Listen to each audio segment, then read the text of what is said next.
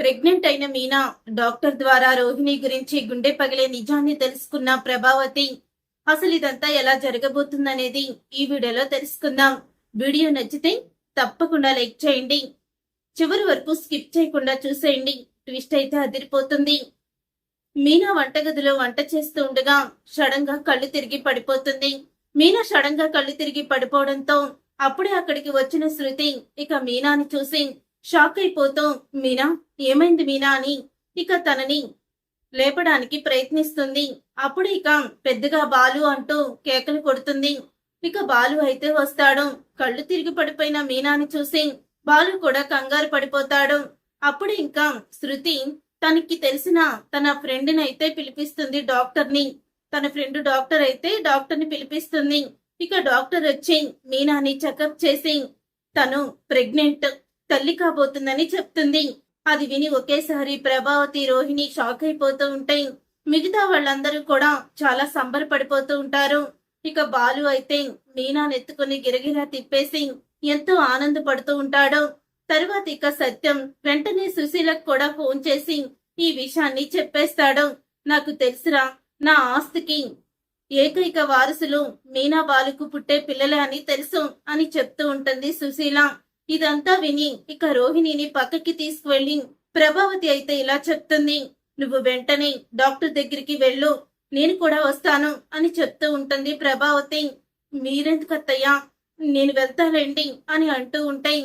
అసలు నువ్వేమనుకుంటున్నావో, ఆ రోజు నువ్వు ప్రెగ్నెంట్ పోయిన విషయాన్ని నాకు చెప్పుంటే ఈ పాటికి డాక్టర్ తో కలిసి ఏదైనా మెడిసిన్ వాడితే నీకు ప్రెగ్నెంట్ వచ్చేసేది, మా అత్తగారు ఆస్తి నీకు దక్కేది. ఇప్పుడు చూడు, ఆ మీనా ప్రెగ్నెంట్ అయ్యింది. ఏదైతే జరగకూడదు అనుకున్నానో అదే జరిగింది. ప్రతి విషయంలో కూడా మీనా నన్ను, నా అంచనాల్ని దాటుకుంటూ వెళ్ళిపోతుంది. నువ్వు డాక్టర్ దగ్గరికి తప్పకుండా వెళ్ళాలి అని చెప్తూ ఉంటుంది ప్రభావతి. తప్పకుండా వెళ్తాను అత్తయ్య అని అంటూ ఉంటుంది. అప్పుడే రోహిణి, ఇక రోహిణి అయితే ఈ మీనా ప్రెగ్నెంట్ రావడం ఏంటో, అత్తయ్య నన్ను బుర్ర తినేస్తుంది.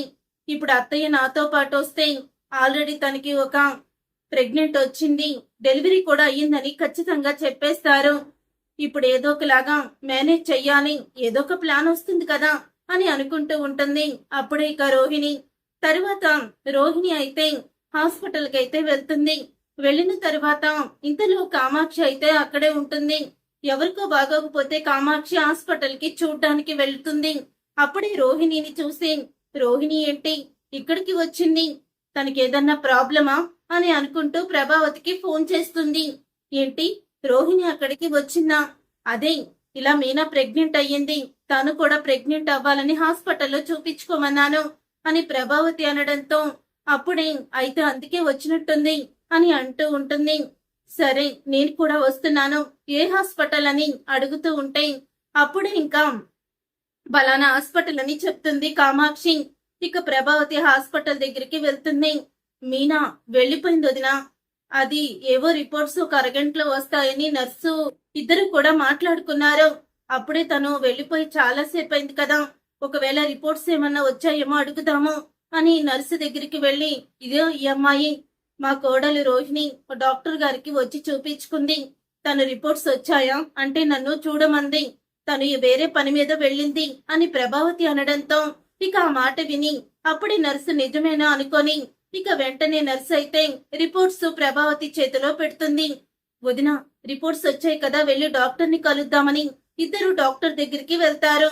వెళ్ళిన తర్వాత అప్పుడు ఇక డాక్టర్ అయితే రిపోర్ట్స్ చూసి ఈ పేషెంట్ అని అంటూ ఉంటే తను మా కోడలు, తనకి ప్రెగ్నెంట్ రావాలని, పిల్లలు కావాలని అనుకుంటుంది అని చెప్పడంతో అదేంటి ఆల్రెడీ ఈ అమ్మాయికి ఒక డెలివరీ అయ్యింది, అప్పుడే 6 సంవత్సరాలు అయ్యింది, ఇప్పుడు తన గర్భసంచిలో చిన్న తేడా ఉంది, పిల్లలు పుట్టే అవకాశమే లేదనుకుంటా, అయినా ఆల్రెడీ ఒక పాపో బాబో ఉంటారు కదా అని అనగానే ఒక్కసారి ప్రభావతి, కామాక్షి షాక్ అయిపోతూ ఉంటారు.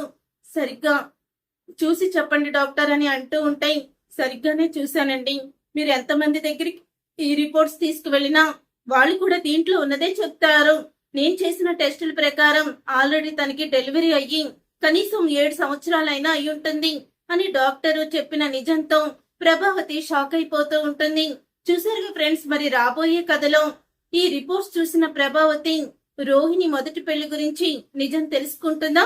అసలు ఏం జరగబోతుందనేది రాబోయే కథలో తెలుసుకుందాం. ఈ వీడియో మీకు నచ్చితే తప్పకుండా లైక్ చేసి ఛానల్ ని సబ్స్క్రైబ్ చేసుకొని పక్కనే ఉన్న గంట సింబల్ పై ఆల్ ని క్లిక్ చేయండి.